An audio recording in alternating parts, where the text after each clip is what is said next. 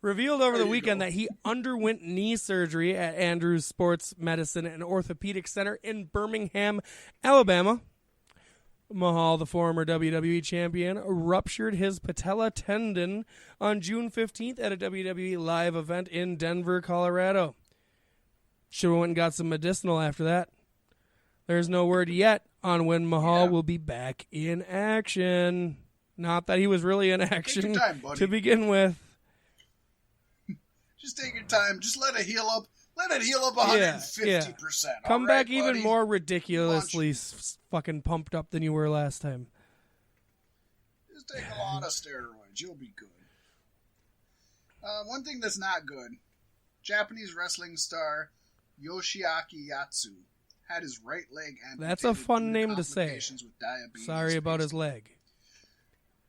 Yoshiaki Yatsu, Yoshiaki Yatsu. Sounds like an anime Saturday morning show. I don't know. It's a Yoshiaki Yatsu. Anyways, Yatsu started as an amateur wrestler in the Olympics, basically competing in the 76 Olympic Games. He eventually got into pro wrestling, of course, competing in both New Japan and All Japan Pro Wrestling, along with a few brief stints in the United States. He himself was a tag team specialist.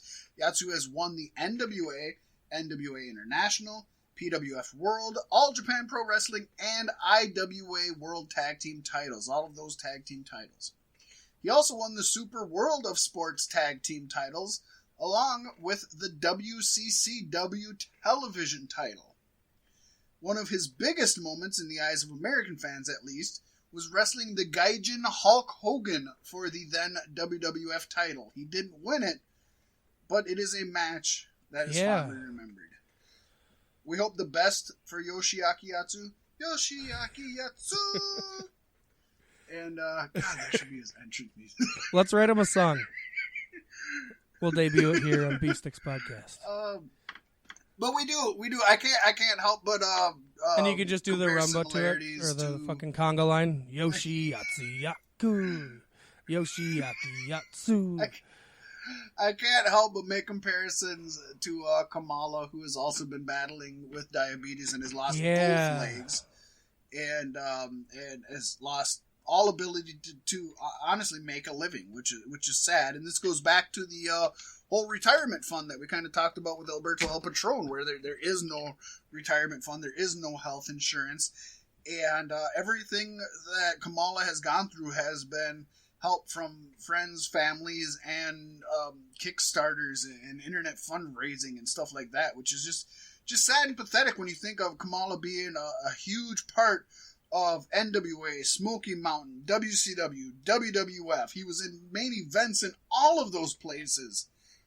And when he gets sick and loses a leg, he's got nothing. Yeah, it's really rough. I rock rough and stuff with my Afro. Stoner thought of the week. If it's All Japan Pro Wrestling, then shouldn't it be Some Japan Pro Wrestling too? Instead of New Japan?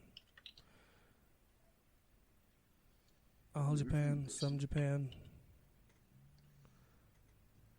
But New Japan came after All Japan, so it was the New Japan Pro Wrestling. But, okay, I guess. There you go. So if a new one comes, do they have to change their name to Old Japan Pro Wrestling? Newer? No, the new one was just called Noah. I think it was really into the Old Testament. That's my understanding. Somebody who isn't into the Old Testament, Impact Wrestling. What? I don't know. And now moving along seamlessly before we get into the Impact Slammiversary predictions, the Impact Bash at the Brewery results. Yes, Bash at the Brewery, the official pre-show of Impact Slammiversary, where our picks that we gave you last week matter zero. Zero, because they basically changed the whole lineup. But that's the way it is. And not only that, if you're wondering, well, how do they even know the results? They said they're taping on the 4th, and it is the 5th when that came out. Well, because we're adding this in. Just for you, the listeners. On the 6th. Let's just really confuse them. We're We're taking time out of our long weekend to do something for y'all. Yeah, wouldn't be patriotic of us if we didn't. But in all honesty, we're not going to have a lot to say about this. Again, not even the same results as what we predicted.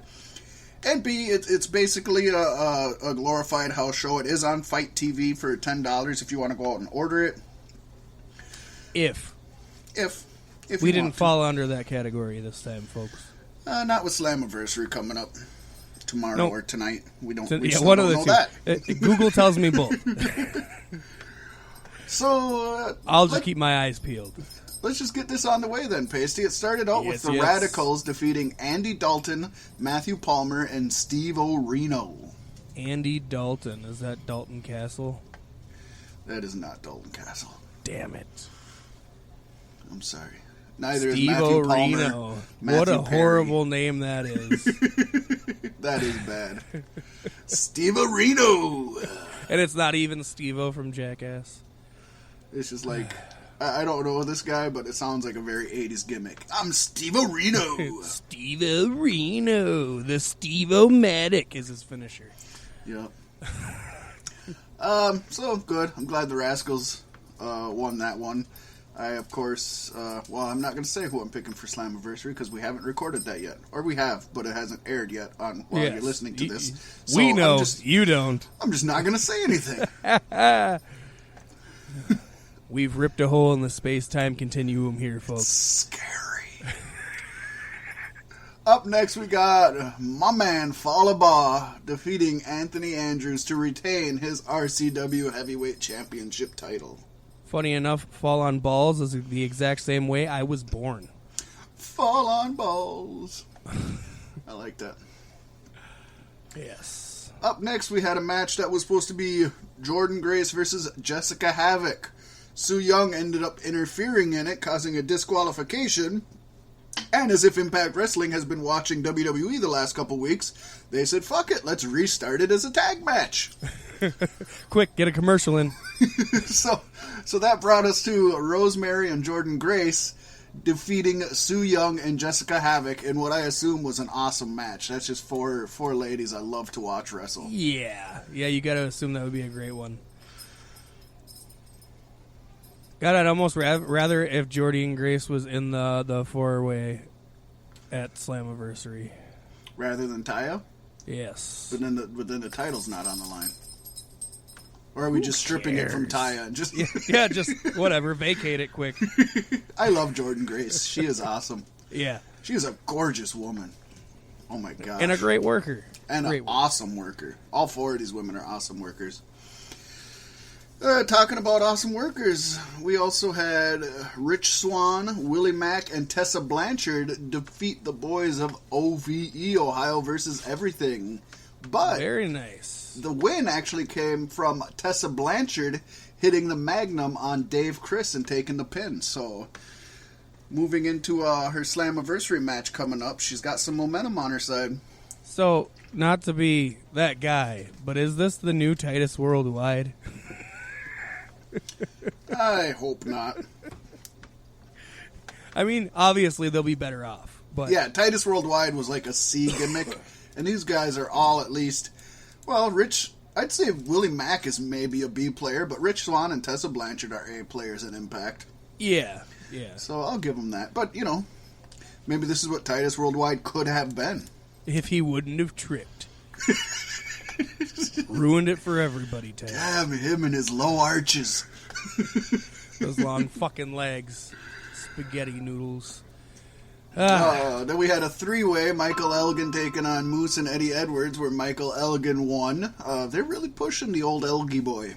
LG. I'm not a big Elgie fan, but they sure are pushing him. Pushing. Moose needs to get a good win here coming up soon. He needs I think he needs a gimmick change. I don't know what it would be. I'm not saying I have a good idea, but elk. He just comes out as too generic. The Gazelle. Moose. No, one-syllable names don't work for me, and Moose definitely. It's just like, so what, you're going to stare at me and chew cud dumbly across the pond? Is that your gimmick? Moose. Moose, yeah. Then we had the North actually defeating LAX in a tag team title match to become the new Impact Tag Team Champions. This is probably the biggest news coming out of here going into Impact Slammiversary. Yeah. Yep. And we'll get into that a little bit more coming up. But yeah, I did not expect this to happen. I don't even know who the North are. But, yeah. Well, you said you looked them up and you weren't impressed with it. No, definitely not impressed. I mean, that's to come. Yeah, that is to come. Although it is a Josh from the North, I thought you would be all over it, Yeah. But maybe you just feel insulted. He doesn't represent me well. He could be your doppelganger. Yeah, we look so similar, right? Something else I wasn't expecting, Pasty, was the outcome of this main event. Yeah. Rob Van Dam defeating Sami Callihan. And from what I've read of the action, it didn't seem like there was really any shenanigans on Rob Van Dam's end. It actually seemed like OVE came out and took after Sami's, or, helped out Sami. So, obviously, this is just a house show. This doesn't mean a whole hell of a lot. Was there stipulation on this match at all? Like, was it hardcore? No stip. It could have been hardcore, but they restarted the match as a hardcore match. You never know. It's got to have that real sports feel. I wish I could have just been at the brewery. That's what bothers me. I would have loved to just had some drinks and watch this shit go down. That would have been just cool. Oh, no, I'm going to take it back, Pacey. It is an Extreme Rules match. Okay, I apologize. that makes more sense. That makes a lot more sense. It was an Extreme Rules match. So Rob Van Dam probably had some help, too. No. No? No, he didn't. Dang. Nope. He ended up, he hit a... Seems like a perfect place for Bully Ray and fucking... Tommy Dreamer? Yeah, there you go. Nope, it looks like Dave Christ came out. Jake Christ came out. RVD at the end hit a Death Valley driver on... Oh no, Sami hit a Death Valley driver on RVD, but he ended up hitting a Van Terminator, 5-star frog splash, and got the win. All right. Well, they're doing what I was hoping they wouldn't do, and that's pushing Rob Van Dam as a winner and not somebody just to get talent over. Yeah, but on a house show, that's not bad. Yeah. On a house show, typically the faces go over to begin with. Typically, and the people want to see Rob win. Not everybody's as cynical as I am. So as long as this doesn't go on through storyline, I'm not upset about it. I could definitely see this on a house show being something like that. But, going forward, we hope that he's not the pinnacle. Even though I love him and he's great. And I don't mind him winning sometimes. Yeah. You can't have him job all the time. I wouldn't want to see that for RVD either. Then he might as well just not even be there. He can go to WWE for that. Yeah, and then it wouldn't mean nothing when anybody beat him, so that would be pointless. But so there you are. Again, for Pasty and Mac, there are no winners or losers for us because they just threw the whole damn thing out the window, started over again, which is all right. The card looks like it's a good card. Yes. I'm going to continue to try to find somewhere to watch it. Maybe if I hit the lottery, I'll drop $10 down on Fight to watch it, but either way. Anything more to say, Pasty, before we get into our Impact Slammiversary predictions? Nah, let's just snap into it.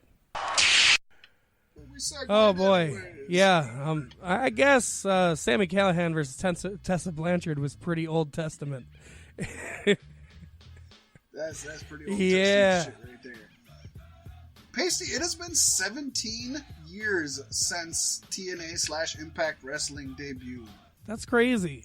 They've been around way longer than anybody ever gave them credit for. And to this people day, are still saying, it's dead. People it's still dying. sit and talk about how they're going to die.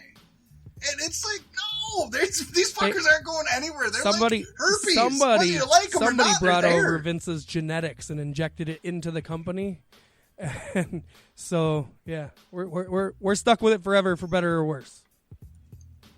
We mentioned this a while ago, and this was when it happened. But to be honest, TNA Impact Wrestling in its form is actually